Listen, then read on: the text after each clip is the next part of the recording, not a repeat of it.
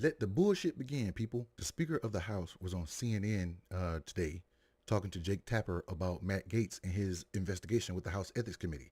You got to hear how this guy double dutches through the answers. On Wednesday, you said this about the House Ethics Committee's investigation. The Speaker of the House is not involved in that, can't be involved in that, so I'm not really the person probably to answer that question. But on Friday, you did want something to do with it. You said the House Ethics Committee report should not be released. In between those two comments, you did speak with President-elect Trump. Did he encourage you to change your position and to squash the House Ethics Committee report from being released? No, he did not. The President and I have literally not discussed one word about the ethics report, not once. I want to say that they have. It's called plausible deniability. But let's go ahead and listen to his answer.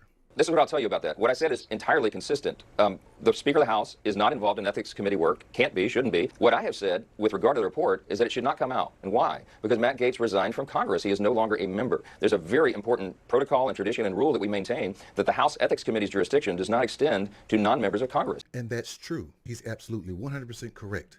However, Jake has a curveball. The House Ethics Committee in the past has released reports of individuals who resigned from Congress, Congressman Bonner, Congressman Lukens. The House Ethics Committee, after the resignation of Mark Foley, even began an investigation and then released a report. So it's not unprecedented. And there are a number of Senate Republicans. I mean, this report's already done. It's not a question of continuing it. It's finished. There are a number of Senate Republicans who want to see it. They say it's important to their advice and consent rule. Take a listen. I think there should not be any limitation on the Senate Judiciary Committee's investigation, including whatever the House Ethics Committee has generated. And we should have access to it one way or another based on the way that we do all of these nominations. Now, you heard Jake Tapper talk about what the House has done in the past. You've heard Jake Tapper talk about how they even investigated a House member who left the Congress after he resigned because he was doing some shady stuff. I think it has something to do with boys. And listen to his answer, but pick up on something. I hope you pick up on it. Don't the American people, and more importantly, don't the people who are going to be voting on Matt Gaetz' confirmation to be the top law enforcement officer of the United States, don't they have a right to see that report that has been paid for by taxpayer dollars?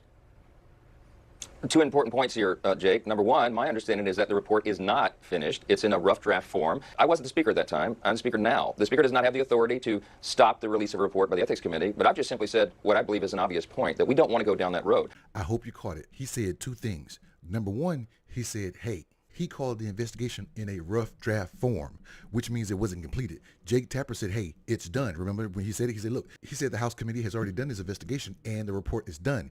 He went back and said it's in rough draft form, meaning we get to hold on to it because it's still in rough draft form. We don't have to put it in final draft or call it complete because it's in rough draft. And number two, he said, I wasn't the Speaker then, but the House has done this before. He also said this. The Senate has a role, the advice and consents role, under the Constitution, and they'll perform it. They'll have a rigorous review and vetting process in the Senate, but they don't need to rely upon a report or a draft report, a rough draft report that was prepared by the Ethics Committee for its very limited purposes. He said even though the Senate has to do their investigation, they do not need our report to do their investigation. But that's what they do. When you vet someone for the cabinet, you go through their entire life with a fine-tooth comb, to include what they did in the Congress, the Senate, the presidency, the Supreme Court, wherever. You go through their lives. But he's saying, don't touch Matt Gaetz' investigation, but you can still do an investigation. How does that make sense? I want you to hear this last part, and I'm going to leave you alone, because Jake Tapper is going to talk about all the questionable people that Trump is putting in the cabinet. It's crazy. You're a man of faith. You're a man of God. You're a man of family.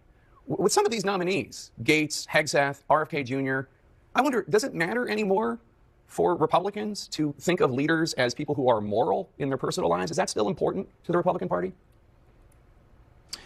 Sure, it's an important issue for anyone in leadership. This is what I'll say about the nominees that the president has put forward, is that they are persons who will shake up the status quo. And I think what the American people have believe and what they've delivered with the mandate in this election is the demand that we shake up the status quo. They don't care about religion.